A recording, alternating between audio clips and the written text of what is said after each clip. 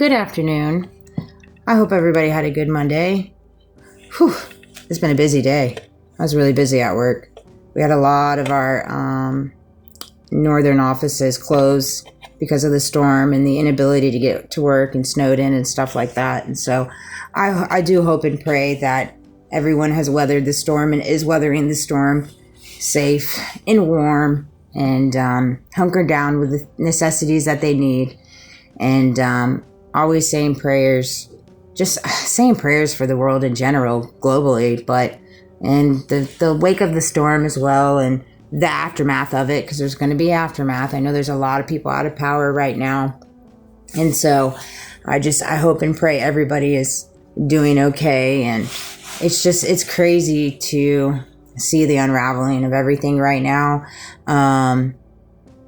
that's happening in our nation and globally.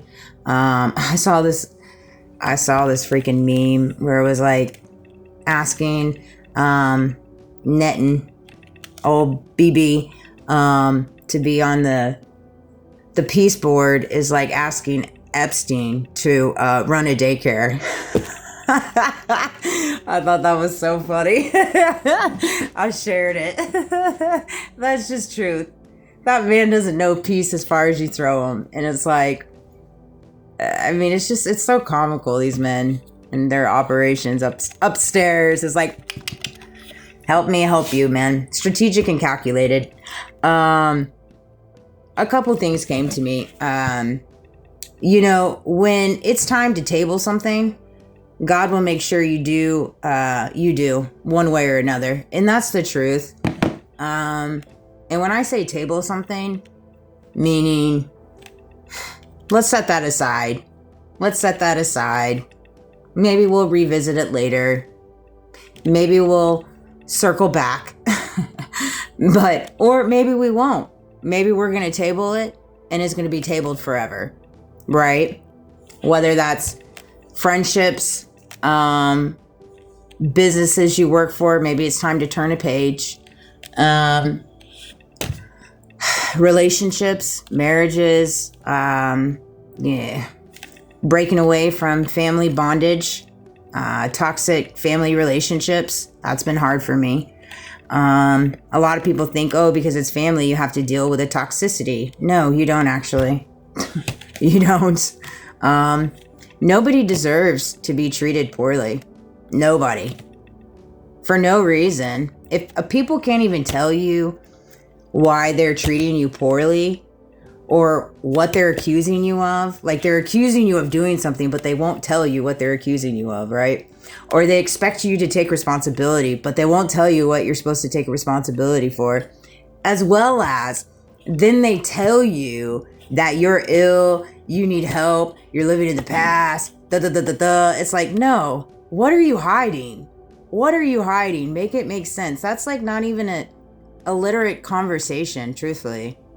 And it's like when you wake up to recognizing that you've been surrounded by people moving in calculated behaviors, you start picking up on them. And then you start recognizing how to operate around people that move in calculated behaviors. And if that's playing aloof, playing the fool, keeping your mouth shut when you need to, observe when you need to, play dumb when you need to, be quiet when you need to, table something when you need to table it. Some things are just not worth arguing. Some things are just not worth debating.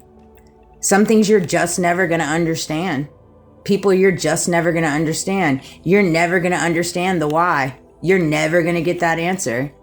So don't kill yourself in your mind trying to find it. I had this on my way home. It came to me.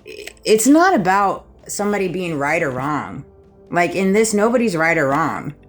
And I'm to the point where it's like, okay, yeah, you're right. You're right. Whatever you say, you're right. Feel that way. You got it. Believe whatever you believe. I'm here for it. I'm your biggest fan. Do whatever makes you happy. It does not affect me, right? And that's just where I'm at in my life. I'm just so numb to this false facade, this false reality that we're all walking in. this thing called life that they've designed as a game for us. And some will go here in the game board, and some will stay down here in the game board. Some will go to the left, some will go to the right. Some will meet their demise a little early. You know, poor Charlie, man. That whole man, it's just crazy. It came to me, in the last 6 months, I think it's 6 months now? Yeah, September 10th. Up until this point, we've now seen 3 assassinations, essentially. 3 people's lives taken in front of us between the 2 in Minneapolis and Charlie. This is the new norm now. It's crazy. It's absolutely insanity. And this is... And has anybody been persecuted for it? No. No. Instead, with the Charlie investigation, the true people that actually are behind the crime aren't even being persecuted. They walk among us. Hey! Same thing with the other 2. It's crazy. This is the new world. And it's scary. That's why you have to be very mindful of your surroundings. And it is good to advocate for each other. It's good to peacefully protest. Be mindful of your surroundings, you know. I understand standing up for one another. I get it. But your life is important too. And right now, we live in a world where the only person that's going to protect you is yourself. So just be careful of your surroundings. You have loved ones, you have families that rely on you.